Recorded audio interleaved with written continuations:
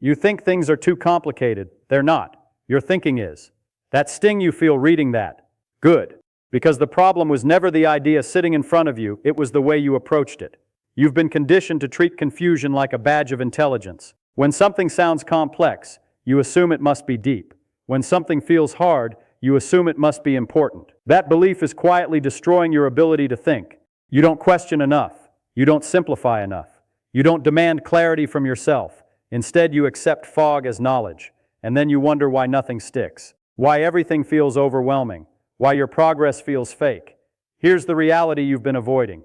Complexity is often a cover for weak understanding. Not always, but far more often than you'd like to admit. The moment you decide to stop being impressed by complexity, you gain an unfair advantage. You stop worshiping difficult language. You start dissecting it. You stop being a passive receiver of information. You become an active challenger of it. That shift is everything. Because once you see that even the most intimidating ideas are just layers stacked on top of simple truths, you stop feeling small in front of them. You start pulling them apart.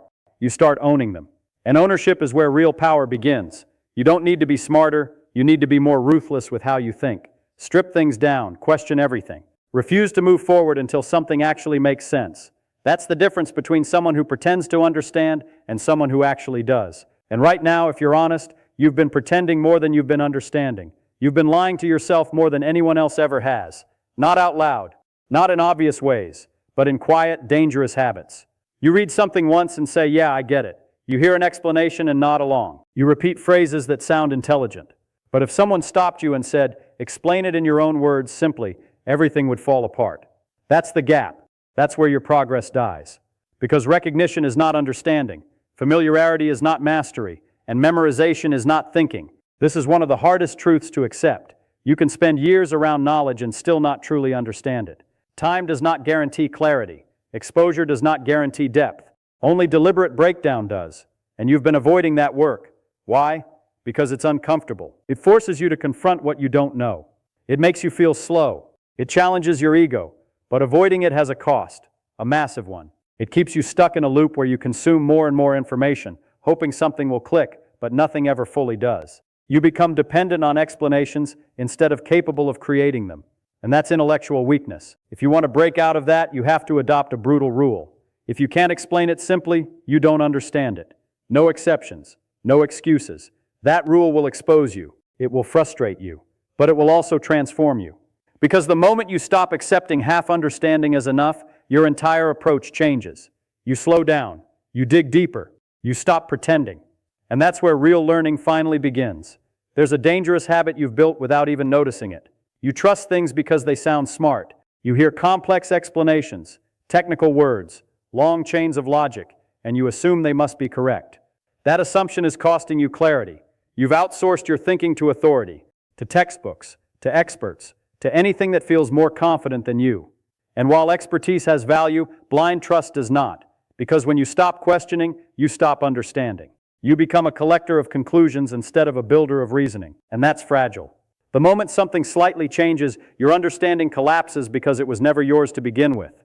Real strength comes from reconstruction, taking an idea apart and rebuilding it from the ground up, not copying it, not repeating it, rebuilding it. That process forces you to engage, to ask why at every step, to refuse gaps in logic, to replace vague understanding with precise clarity. And here's the harsh realization: most people never do this. They stay on the surface. They repeat what they've heard. They defend ideas they don't fully grasp, and they call it knowledge. But it's not. It's borrowed confidence. And borrowed confidence disappears under pressure. If you want something real, something durable, you have to stop leaning on the authority of others and start demanding proof in your own mind. Not proof that sounds impressive, proof that makes sense at the simplest level. That's the standard. And once you adopt it, your thinking becomes sharper, cleaner, and far more independent than it has ever been. You've been trying to climb mountains without understanding the ground beneath your feet. That's why everything feels exhausting. You're building on weak foundations. You rush into advanced ideas without mastering the basics. You skip steps because you want progress to feel fast. But speed without understanding is an illusion. It feels good in the moment, but it collapses later. Always.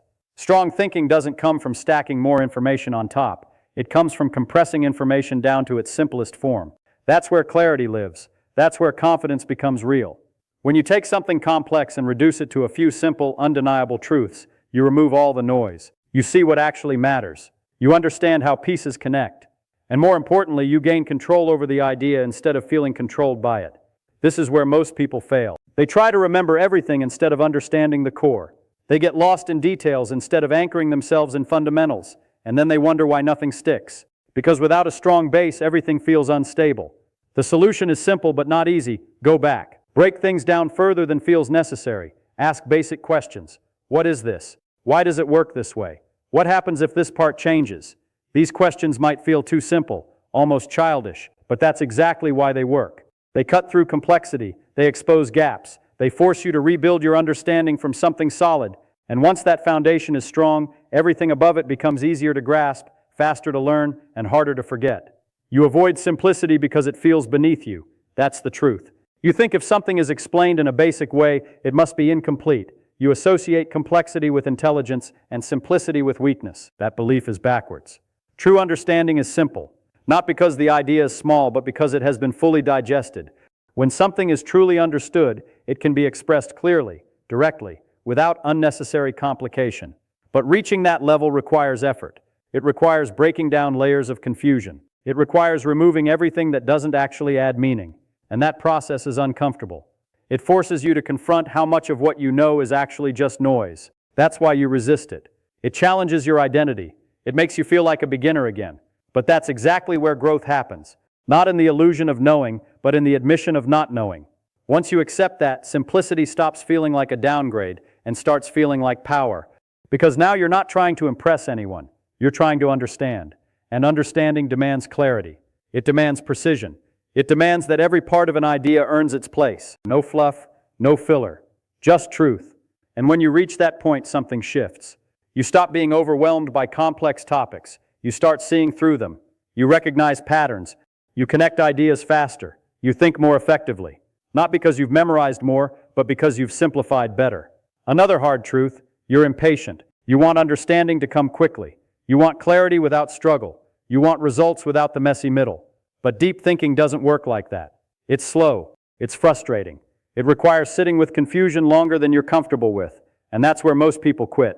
They interpret that discomfort as a sign they're not capable, when in reality it's a sign they're finally doing the work properly. If something feels difficult to break down, that doesn't mean it's impossible. It means you haven't gone deep enough yet. You haven't asked enough questions. You haven't challenged the idea from enough angles. But instead of pushing further, you step back. You accept partial understanding. You move on. And that pattern keeps you stuck. Because every time you avoid the hard part, you reinforce the habit of giving up too early. If you want to change that, you have to reframe the struggle. Confusion is not your enemy. It's your starting point. The goal is not to avoid it, but to work through it, to stay with the problem until it becomes clear. That persistence is what separates shallow understanding from deep mastery. And it's not about working harder in a generic sense. It's about working more honestly, admitting what you don't know, refusing to move forward until something clicks, and trusting that clarity will come if you stay with it long enough. That's the discipline you've been missing. You've been chasing answers when you should be chasing better questions. That's a fundamental mistake. Answers feel satisfying, but they don't always build understanding. Questions do. The quality of your thinking is directly tied to the quality of the questions you ask. And right now, your questions are too shallow, too safe, too focused on quick solutions instead of deep insight. You ask, what is this? But you stop there. You don't follow up with, why does it work this way? What assumptions is this based on? What would happen if those assumptions changed? Those are the questions that unlock real understanding. But they require effort. They require curiosity. They require you to go beyond the surface. And that's where most people lose interest. They want the shortcut, the summary, the quick explanation. But shortcuts don't build thinking. They build dependency. If you want to break out of that, you have to become obsessed with questioning. Not in a passive way, but in an active, relentless way. Every idea you encounter becomes something to test, to challenge, to break apart.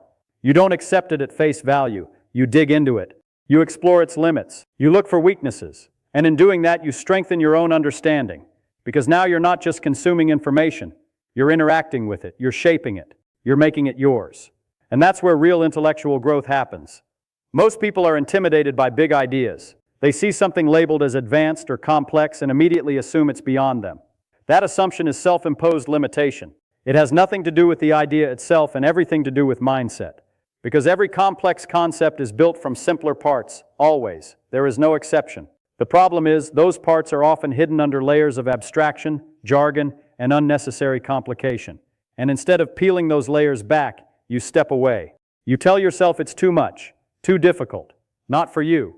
That belief becomes a barrier, not the idea. If you want to break that barrier, you have to change how you approach complexity. Stop seeing it as a wall and start seeing it as a structure.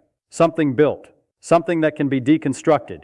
You take it piece by piece. You identify the core components. You understand each one individually, and then you rebuild the whole. That process removes the intimidation, because now you're not facing a giant, overwhelming concept. You're dealing with manageable parts, and as you connect those parts, the bigger picture becomes clear. That's how impossible ideas become understandable. Not through shortcuts, not through memorization, but through systematic breakdown. And once you experience that process a few times, your confidence changes. You stop doubting your ability to understand. You start trusting your process. You've been measuring your intelligence the wrong way. You think it's about how much you know, how fast you learn, how complex your thoughts sound. It's not. Real intelligence is about how clearly you can think, how effectively you can break down problems, how honestly you can assess your own understanding. And right now, you've been prioritizing appearance over substance. You want to sound smart instead of being clear. You want to move fast instead of moving accurately. And that trade-off is holding you back. Because clarity requires humility. It requires admitting when something doesn't make sense. It requires slowing down and doing the work properly. And that doesn't always look impressive. It looks simple. It looks basic. But underneath that simplicity is depth.